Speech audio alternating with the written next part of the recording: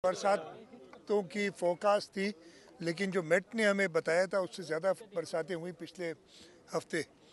और अल्लाह ताला का शुक्र है कि शहरों में से भी पानी टाइमली निकाल दिया गया, और जहाँ पे लो लाइंग एरियाज़ हैं वहाँ पे ज़रूर थोड़ा बहुत पानी है, लेकिन जनरली पानी शहरों से भी निकाल दिया। आज मैं आया था सुबह में लाड़काना में, पहले दरिया का जो मोरिया लूप बंद है उसको देखने, कि वहाँ पे एक वल्नरेबल पॉइंट था।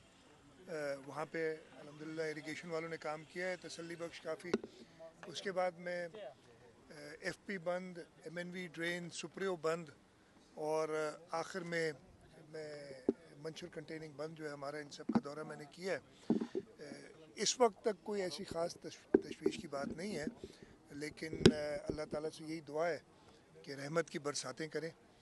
इसलिए कि मैं हर जगह ये कहता हूँ कि कुदरत से आप लड़ नहीं सकते। ये समझें कि जी हम बिल्कुल तैयार हैं और जो कुछ हो जाए, बिल्कुल ऐसा नहीं होता है। आप अपनी पूरी कोशिश करते हैं, और वो कोशिश सिंध हुकूमत ने की हुई है। चेयरमैन बिलावल भुट्टो जरदारी, सदर आसिफ अली जरदारी की गाइडेंस में हमारी हर ज़िले में मैंने फोकल पर्सन रखे हुए हैं जो काबीना के मेंबरान हैं, और उसके अलावा इरिगेशन डिपार्टमेंट को पूरी तरीके से उन्होंने तैयारी ली हुई है। बंद पे जहाँ जहाँ वल्नरेबल पॉइंट्स हैं, इनका इतना बंद मैनुअल होता है, उस हिसाब से वो नज़रदारी करते हैं।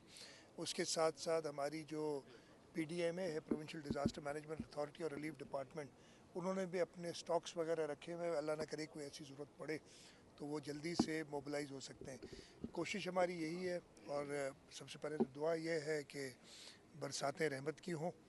और अभी अगला स्पेल कह रहे हैं कि 26, 25 या 26 अगस्त को 2-3 दिन का एक और स्पेल आना है। हमारी कोशिश है कि उस वक्त तक हम जितना पानी निकाल सकें